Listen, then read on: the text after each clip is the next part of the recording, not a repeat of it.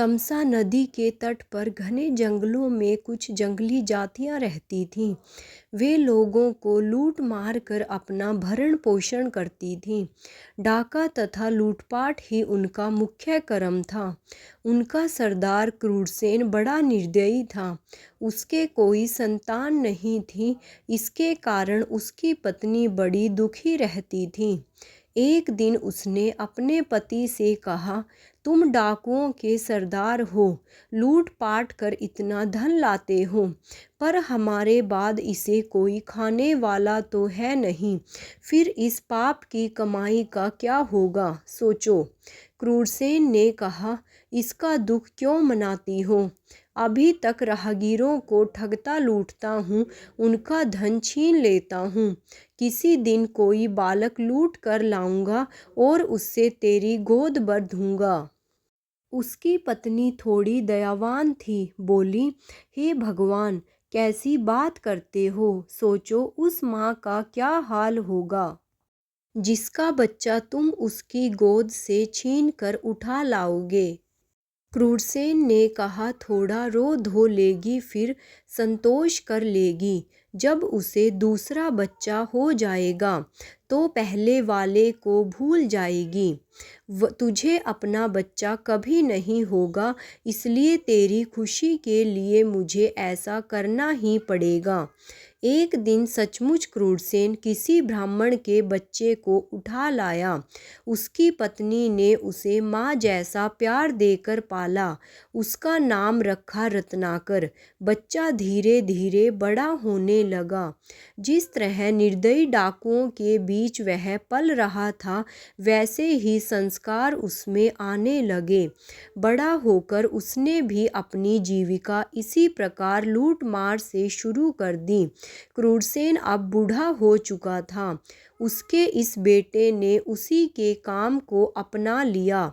माँ को थोड़ा बुरा लगता था कि यह न जाने किस भले घर का लड़का है, हम लोगों की संगति संस्कार से लुटेरा बन गया है, पर कह कुछ नहीं पाती थी। लड़का जब जवान हो गया तो उसकी शादी कर दी गई। उसके घर में एक बच्चा भी हो गया। उन घने जंगलों से जो भी यात्री आते जाते, वह उनका धन सामान लूट लेता। एक दिन उस रास्ते से 5-6 ऋषि किसी यज्ञ में भाग लेने जा रहे थे।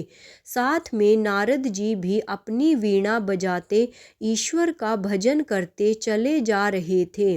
वे सभी साधु महात्मा थे। उनको किसी का क्या डर, न उनके पास कोई धन था, न किसी से बैर, इसलिए निर्भय थे। रत्नाकर ने एक साथ इतने साधुओं को आते देखा तो सोचने लगा, आहा, आज तो खूब अन्न धन मिलेगा। ये साधु यजमानों से खूब धन पाए होंगे। अपने हथियारों से लैस होकर अचानक साधुओं के सामने आया और डांटकर बोला, हे साधुओं, तुम्हारे पास जो भी अन्न धन वस्त्र हो सब रख दो और चुपचाप चले जाओ। अगर तनिक भी प्रतिरोध किया तो जान से हाथ धोना पड़ेगा, सबको मार डालूंगा। अचानक सामने आए डाकू की ऐसी बात सुनकर साधुओं की तो डर के मारे घिघी बंध गई। डरने से तो संकट से छुटकारा मिलेगा नहीं। यह सोचकर नारद जी ने साहस से कहा, भाई, हम लोग साधु सन्यासी हैं, हमारे पास धन कहाँ? हम लोग एक यज्ञ में जा रहे हैं। यज्ञ की समाप्ति पर ही कुछ दक्षिणा मिलेगी। अभी तो हमारे पास कुछ भी नहीं है। रत्नाकर कड़क कर बोला, मैं कुछ नहीं जानता, मुझे धन चाहिए, ऐसे न जाने दूंगा। हो सकता है तुमने अपने इस तंबूरे में छिपा रखा हो। चुपचाप सीधी तरह दे दो, अन्यथा मैं तुम्हारा तंबूरा तोड़ता हूँ।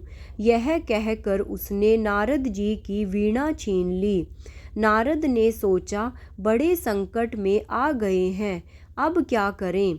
एक तो यह कर्म से डाकू और बुद्धि से मूर्ख, इसे तो दूसरी तरह से समझाना होगा। यह सोचकर नारद ने कहा, वीणा मत तोड़ो, हमारे पास जो भी होगा वह तुम्हें देंगे।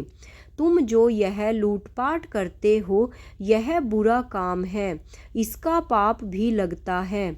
अपने परिवार के जिन लोगों के लिए तुम यह काम करते हो उनसे जाकर पूछो कि लूट का माल खाने पीने मौज करने में तुम सब मेरे भागीदार हो, पर इस बुरे काम का जो पाप फल है क्या तुम सब उसमें भी मेरे भागीदार रहोगे? मेरे मरने के बाद जब मेरे कर्मों का हिसाब किताब यमराज के यहाँ होगा तुम सब उस कर्मफल में भी हिस्सा लोगे।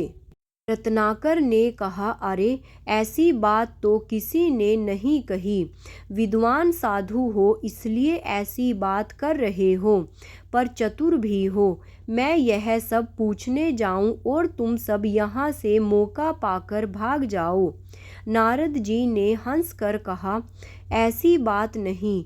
ऐसा करो, तुम हम सबको एक रस्सी से किसी पेड़ के साथ बांध दो, हम यहाँ बंधे रहेंगे, तुम निश्चिंत होकर जाकर पूछ आओ।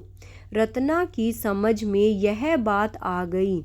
उसने सब साधुओं को एक पेड़ के साथ रस्सी से बांध दिया और घर जाकर सब सदस्यों को बुलाकर कहा, मैं आज एक बात आप सबसे पूछना चाहता हूँ। लोगों को लूट पाट कर मैं आप सबका भरण पोषण कर रहा हूँ। एक तरह से देखा जाए तो निरीह लोगों को लूटना मारना बुरा काम है। बुरे कामों का फल भी बुरा होता है। लूट पाट से आए धन अन्न में जैसे आप सब भागीदार हो, क्या ऐसे ही भागीदार मेरे पाप का फल भोगने में भी होंगे? आज बेटे के मुख से दान पुण्य और उसके फल की बात सुनकर माँ चौंकी। सोचा जरूर कोई बात है।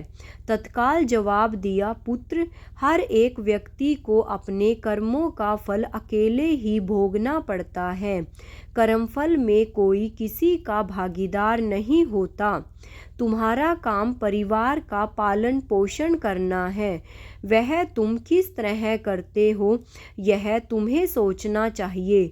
हमारा भरण पोषण करना तुम्हारा धर्म है। हम खा पी रहे हैं, बुरे काम से यह सब लाते हो तो इस पाप कर्म का फल भी तुम्हें ही अकेले भोगना पड़ेगा। माँ के साथ पत्नी और बेटे ने भी ऐसा जवाब दिया। सुनकर रत्नाकर की आंखें खुल गई। वह भागकर साधुओं के पास आया और माँ, पत्नी तथा बेटे का उत्तर बताया। नारद जी ने कहा, देखा, पाप कर्म के फल में कोई साथी नहीं होता, इसलिए अपना जीवन नष्ट मत करो। यह सब छोड़कर अच्छे काम करो। रत्नाकर को बड़ी गलानी हुई। उसने साधुओं को छोड़ दिया और नारद के चरण पकड़कर कहा, देवऋषि, आपने मेरी आंखें खोल दी। मैं अब जीवन की राह बदल दूंगा। मुझे अब परिवार से कुछ लेना देना नहीं। आप मुझे अपने साथ ले चलो और रास्ता दिखाओ। आपकी संगति में मैं इस पाप कर्म से छुटकारा पा जाऊंगा। रत्नाकर नारद के पास रहा। नारद ने उसे शिक्षा तथा ज्ञान दिया और तपस्या की विधि बताई। रत्नाकर सब भूलकर ऐसा तप करने बैठा कि अपना तन मन सब भूल गया। जहाँ वह समाधि लगा कर बैठा था उसके चारों ओर मिट्टी का वल्मीक बन गया। उसी के बीच वह तपस्या में समाधि लगाए रहा। एक दिन नारद के साथ सरस्वती देवी आई। वर्षा से मिट्टी का वल्मीक घुल गया। रत्नाकर की समाधि भंग कर नारद ने कहा, रत्नाकर उठो, तुम्हारी साधना तपस्या सफल हुई। वीणा वादनी सरस्वती तुम्हें महाकाव्य लिखने की प्रतिभा प्रदान करने आई है। अब तुम्हारा नाम वाल्मीकि से प्रकट होने के कारण वाल्मीकि होगा। समझो तुम्हारा पुनर्जन्म हुआ। वाल्मीकि ने नारद और सरस्वती को प्रणाम किया। इन्होंने आगे चलकर भगवान राम के जीवन पर रामायण लिखी, जो वाल्मीकि रामायण नाम से प्रसिद्ध है।